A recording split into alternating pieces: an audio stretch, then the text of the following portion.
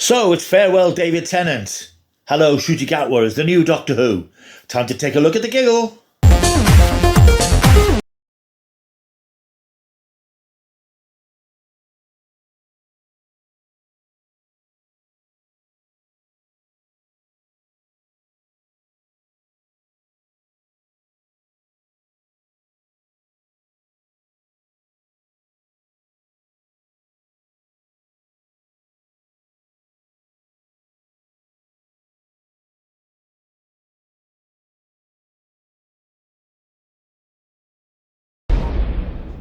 Hello, welcome back to my world of stuff. My name is Paul Mount. Yes, it's that time to take a look back at the most recent of the 60th anniversary specials of Doctor Who. They're called 60th anniversary specials, but I've actually had this discussion with some fans online, and they're not really 60th anniversary specials. They were never necessarily sold as such, but I suppose they were to an extent because they straddled that anniversary month. But they were never really... We were never promised an anniversary bouquet of nostalgia. We were never promised old companions. We were never promised old doctors and old monsters. We were just promised 3 big, bold Doctor Who episodes from Russell T Davies to launch the new era of Doctor Who, and wow, we certainly got that. We just had the Giggle. It's now Sunday afternoon, about 4 o'clock-ish. Seen the episode twice. I watched it. I was a little bit late watching it because I was out, so I was like half an hour behind the transmission time. Watched it. Loved it. Because it was big and brash and loud and insane and clever and subtle. Watching it a second time this afternoon, it's really struck me just how good this episode was. To the extent, and this may annoy some people, probably one of my favourite episodes of Doctor Who since the show came back in 2005. I'm not going to tell you why. Now, having mentioned, I think in an earlier video, that this mini-season of Doctor Who seemed like a compression of Russell T Davies doing a full season. The first episode, the Starbeast's big, colourful, daft, romping adventure. Wild Blue Yonder reflecting later on in the season when things get a bit darker and more eerie.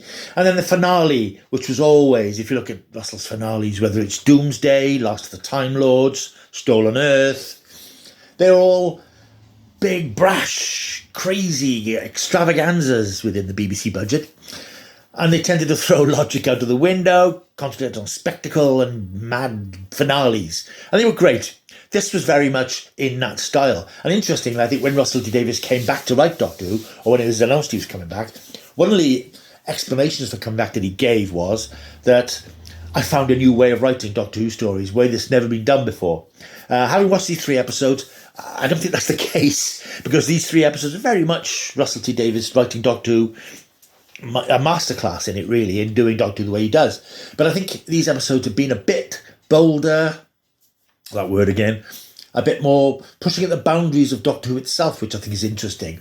He's clearly come back because there's things he can do with the mythology of Doctor Who, the mythology of the Doctor, that he's obviously had time to think about over the years, and things that have percolated, much in the way, I think, that they had when he came back to the show and brought it back to life for the 2005 series. Like all fans, he has a sort of imagination about his perfect, ideal Doctor Who setup. I suppose most fans think that's what they want, whether a lot of fans harken back to the simplicity and naivety of the 60s, or the slightly more sophisticated 70s, or the quirkier, more niche 1980s of the original series. We all have our favourite eras, and that's what we recreate Doctor Who when we're talking about being imaginary showrunners. I think that what Russell's done in this downtime is those ideas are built up again, and new ideas for Doctor Who, and characters and situations and stories. And that's what we've seen in these 3 episodes. He was recreating Doctor Who in his previous image, but with clear signs that he knows where he's going with it moving forward. The story then, of course, there are spoilers here. If you haven't seen it yet, I'm going to spoil it because you have to spoil this story to talk about it. It starts off with John Logie Baird making his first experimental demonstration of television in 1925 with the use of a doll called Stooky Bill, which his assistant has picked up from a Soho emporium run by the mysterious figure of played by Neil Patrick Harris, who of course turns out to be the Toymaker, a classic Doctor Who villain from 1966, played by Michael Gough, reborn, sent decades later by the incredible Neil Patrick Harris. The Doctor and Donna arrive back in London in the modern day.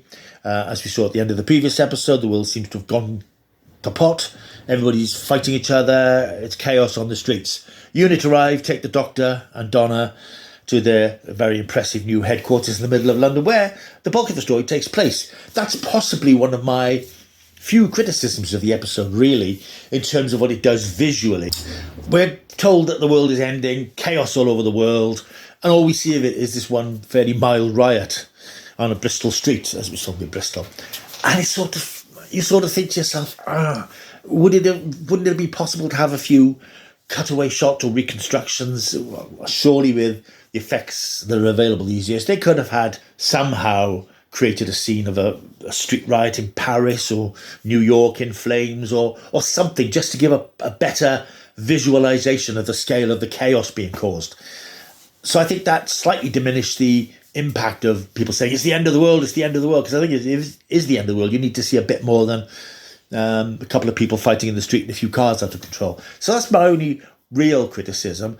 Of course, that wasn't the crux of the story. The crux of the story was really the Doctor's second confrontation with the Toymaker, discovering that the Toymaker has found his way to Earth by an extremely clever... I mean, watching it again the second time now, you really pick up on the nuances and the subtleties of the storyline, using the idea of television, the sort of the panacea for the masses as it is, as something which can bring down the human race by being infiltrated with this giggle, the sound that drives people insane and convinces them that they're right all the time. And again, that's a very 21st century idea. We see it on social media. We see it on Twitter or X and Facebook and Instagram.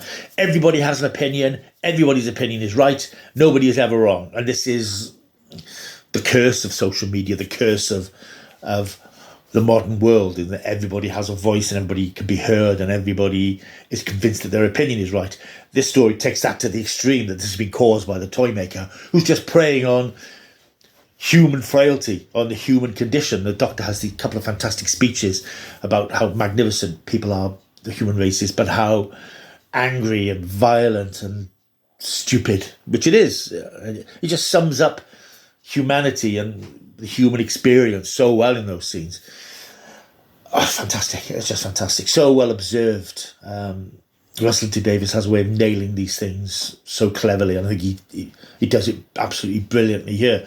So the bulk of the story then really takes place at the Unit HQ, apart from a very, very powerful scene back in 1925 in London, when the Doctor and Donna travel back to find the source of the signal, which is the Stooky Bill puppet, which is transmitting the signal across all the history of television, which leads to a confrontation with Neil Patrick Harris as the Toymaker, no longer the Celestial Toymaker, although there is a nice reference to that later on. Doctor realises who he's confronting, and that leads to a very nightmarish sequence in the Toymaker's domain in the Emporium, with these... one of the creepiest scenes I've ever seen in Doctor Who. Now, reminiscent to the previous episode, the Doctor and Donna get lost in these corridors, these endless corridors of the Toymaker's domain in the Emporium. The Doctor finds a puppet of John Logie Bair's assistant from 1925. He's been turned into a puppet. It's horrifying. It's a terrifying image, which then becomes the Doctor. But far worse and far creepier, and something, real stuff of nightmare stuff, is when Donna goes into the room and sees the puppets of Stooky Sue, who is Stooky Bill's wife, puppet wife, and three babies who attack Donna, and they speak in rhymes. It is the stuff of classic British horror. Hammer films, as my brother mentioned, Amicus horror. It's that sort of, not violent, but really horrific, especially the scenes where the dolls are coming down to descend upon Donna. It's genuinely, I would imagine a lot of kids watching that were terrified last night and will be terrified when they watch it. And it actually sent a shiver up and down my spine. And, Doctor Who doesn't do that to me. I like to appreciate when bits can be scary, but that was genuinely creepy. Really, really well done. It all ultimately leads to a confrontation with the Toymaker, who arrives in Unit HQ with an extraordinary dancing sequence, which again is pure Russell T Davies. It harkens back to things Last of the Time Lords, where the Toymaker, dressed as a sort of a circus ringmaster, is dancing round the unit control room, miming to Spice Up Your Life by the Spice Girls. He has the power to change weapons, bullets into flowers. Horrifically, he turns soldiers into bouncing balls. It's just crazy. The whole episode is this rush of extraordinary ideas and visuals that blow the mind. Really, the stuff that they're able to do.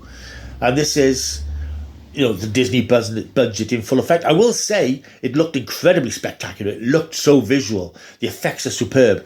I still think, and I'll keep on saying this, some of Jodie Whittaker's episodes looked as good, if not better than this. I will again flag up episodes like War of the Sontarans and Village of the Angels for scope and size and scale. They equal this. So I don't think we're yet seeing the full effect of the Disney budget, but certainly this episode did things that the earlier Russell T Davies era probably couldn't have done, with the huge unit base, which we're obviously going to see again because we know unit's back in the next series, and the sheer scale of the breadth of the story, which, as I say, is slightly let down by the fact that we don't see enough of the chaos. We've got this sort of green screen of London all round, which is burning, and there's obviously things going on, but it would have been nice just to see a bit more of it. So we have the final confrontation between the toy maker and the Doctor, and of course this leads to what is potentially the most contentious part of the episode, which, from what I've seen so far, looking briefly online, people seem to be quite happy with, and I'm quite pleased about that, because a bit like The Timeless Child, it doesn't really do any damage to the history of Doctor Who. It's just adds a bit more flavour and colour to the history of the Doctor, and this time adds a bit more flavour and colour to the regeneration. We know what regenerations are like for Doctors. Something happens, they're injured, or they have to change their form, and we've seen that a dozen times, and this time we see something a little bit different when the toy maker zaps the Doctor with his galvanic ray, which he's usurped from unit control, and the Doctor starts to regenerate, but he doesn't completely regenerate. The regeneration stops, and he splits into the next Doctor, Ncuti Gatwa, and eventually there are two versions of the Doctor. Amusingly, their clothes are split, so that the David Tennant Doctor, is still wearing his waistcoat, part of his shirt and his trousers. The poor old 15th Doctor, Ncuti Gatwa, is in his tighty whities with a shirt and tie, which I thought was quite nice because the clothes split. Just a nice little amusing detail that the Doctor's regenerated, but he's got some clothes on, just part of his previous incarnation's clothes. And then for the last 20 minutes or so, it's the final battle between the Doctor and the toy maker. And as we've established, it's the best of three. The Doctor won the first battle with the toy maker back in the 60s. Toy maker won the game of cards that they played in the middle of the episode. And now it's the final battle between the Doctor and the toy maker. And again, I've seen some criticism, heard some criticism, and it's perfectly valid, that this final confrontation between these people is just throwing a ball at each other, and the one who drops it is the loser. I can understand people saying, well, is that the final confrontation? Well, yes, because that was the first confrontation. It was the first game in the scene where the Doctor and Donna meet the toy maker in the Emporium in the 20s. He throws balls at them and says, it's the first game when the first ball was found and thrown, and it's the last game when the last human throws the last ball at the last game. And I like the fact that that's reflected back in the final battle. That's thrown back in the toy maker's face, and that's what brings about his downfall. Yes, you could say it wasn't spectacular. It wasn't a big battle scene. There weren't guns and explosions and fight scenes, but that, we've seen all that. Russell T Davies is a cleverer writer than that. Anybody could write a battle scene occurs, but to bring down an enemy like the toy maker, you need something that plays on who he is as the person who plays games, the toy maker. You beat him by playing a game and making him lose, and it's the game which he referenced back earlier in the episode, the first game, and for him it's the last game. But I understand that some people will think it was a letdown. What can I say? I thought it was just perfect in respect of this version of the toy maker and how to bring him down to size, quite literally. The bi-regeneration then, how did I feel about that? I'd heard about this. Most Doctor Who fans might have heard about this on the rumour mill quite a while ago, because there have been leaks, and I heard the leaks and thought, that can't be right, that sounds a bit weird. When obviously it was going to happen, I mean, I think for that last 20 minutes I was like, I'm not sure about this. However, once you see the new Doctor, you see Ncuti Gatwa in action with David Tennant, it sort of works. I think a lot of Doctor Who fans, and I'm guilty myself of doing it over the years, of a bit guarded about Doctor Who canon and Doctor Who lore. But I think the show wouldn't have been around for 60 years if the people who make it stuck to the rules. That's the whole point of Doctor Who. It has no rules. It doesn't have any boundaries. It can do anything it wants. It can go anywhere. It can tell any stories. It can play within its own structure. its own framework, because it doesn't really have one. And I think that the fans who screamed about the timeless child, that destroyed Doctor Who canon, they've missed the point that it hasn't really. It's added to it because the Doctor's a mystery man again. And this, I think, there's two ways of looking at this. And I can, I'm quite happy with it, actually. Having seen it again now, it works for me. It works brilliantly. And I think it works brilliantly because it allows David Tennant to continue to be the Doctor. We've had the bittersweet, painful end of the 10th Doctor. I think to do it again with the 14th Doctor in the same body would have been a bit of a letdown, because there's so much of the dialogue in this episode which strikes to the core of the Doctor particularly, and the 10th/14th Doctor as well. He's been through so much. He's been fighting and running for so long. He's exhausted. He's at the point of collapse because he never stops. He's always on the go. He's always fighting. He's always doing the right thing. And I quite like the slightly romantic idea that the Doctor changed back into the 10th Doctor's face because the Doctor's body knew it needed something, some sort of respite, and led him back to Donna. It's like a destiny thing. I know that the idea of destiny, the Doctor doesn't believe in destiny, but it's almost as if the Doctor's body knew that it needed something that it couldn't get by constantly regenerating and constantly fighting, which allows the 14th Doctor, David Tennant's Doctor, to find peace. And I think that is so nice compared to the torment that he went through last time, saving Wilfred's life and then losing it all. I think it would have been, retrospectively now, I think it would have been such a cheat to do that again, to let him suffer again, to let him come back briefly and then go away again. He's sticking around. He's staying on Earth with Donna and her family while the new Doctor goes off into space and does what he does. There are certain contrivances in the plot to make certain things happen. The Doctor, Ncuti Gatwa's Doctor, using a mallet to split the TARDIS into two TARDISes by using residual power from the Toymaker's domain. It's just sort of nonsense plucked out of thin air. But it sort of works. Doctor Who makes these things work somehow. Certainly when Russell T Davies writes it. And yeah, I'm a massive champion for Russell T Davies. And for the criticism that's been gone his way the last two episodes for being woke and all this sort of identity stuff. At the end of the day, he can deliver the goods when you think that, how the hell are you going to resolve this? But just the idea of knocking a TARDIS out of another TARDIS, it's completely daft, it's completely illogical. But then again, we're talking about a TV show about a traveller in time and space in a police box that's bigger on the inside than on the outside. I'm not really minded to quibble too much about things like this. It was just such a clever, inventive, thrilling, exciting, creepy episode.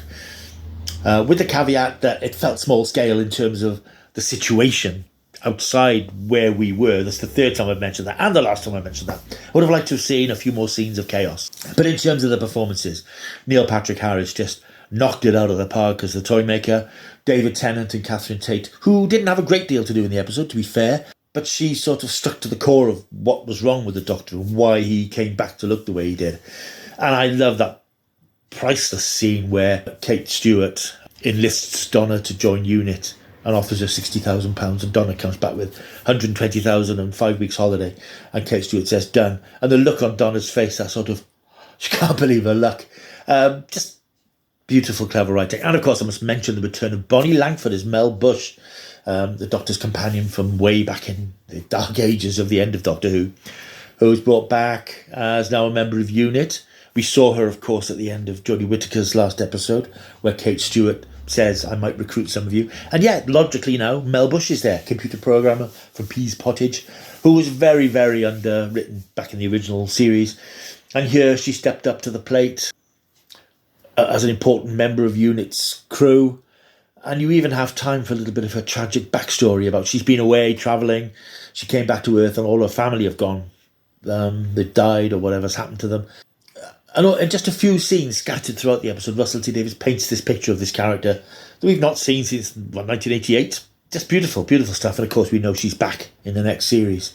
So, and it will annoy some people. I know it will. But I just thought this was a superb episode.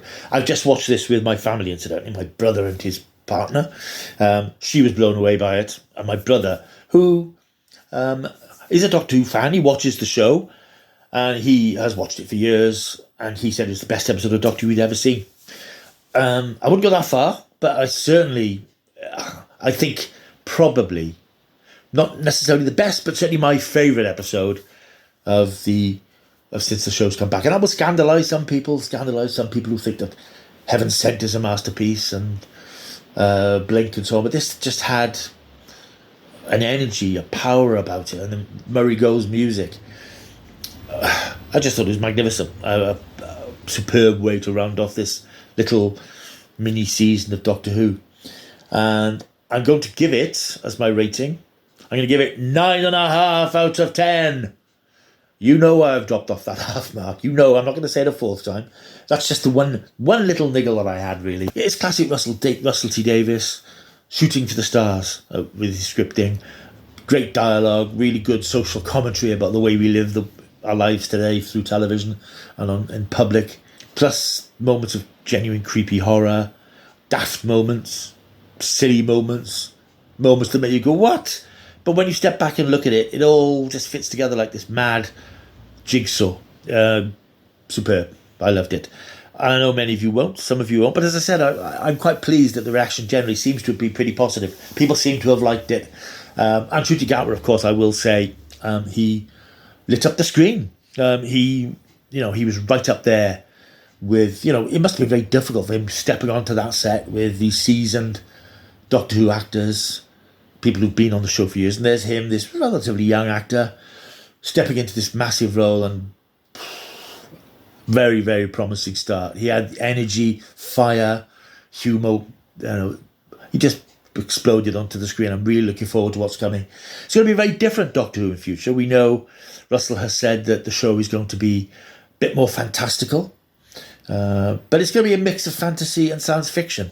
And I think that's probably the way it's always been. I think it's going to be a little bit more, fantastical is the word, I think. It's going to be a very different Doctor Who. And I think this episode may well be one where older fans just say, it's too different. But I would just say it isn't. It's just Doctor Who doing what it's always done, evolving and changing and finding new ways to tell its stories. And I think this just did it superbly. One other little point before I do finally go. If you've watched the in-vision commentary that the BBC put online with the episode, with Russell T Davies, producer Phil Collinson and David Tennant, Russell does say that in his mind, the bi-regeneration has gone back to all the previous Doctors and split them all, so they all carried on living and having adventures, which explains why you see Sylvester McCoy, Peter Davison and Paul McGann and Colin Baker. They look older because they've carried on living their lives. I reject that. I reject that the way I rejected the Davros thing. I think that's a silly idea. The whole point of the bi-regeneration is it hasn't happened before. And to say that it's now triggered back down the Doctor's timeline is just a convenient excuse to make allowances for older actors. That's not canon as such. That's just something which Russell T Davies has said. That's how he sees it. I don't agree with that. I just think that's going too far. Bi-regeneration works now, works superbly, and how wonderful to see David Tennant's Doctor at peace, at home, with Donna and her family facing the future. What future that will be, well, I don't know. Whether there's going to be some spin-off, whether we'll see Tennant and Tate back again. I think we will. Nothing's been announced. We know there are spin-offs being lined up.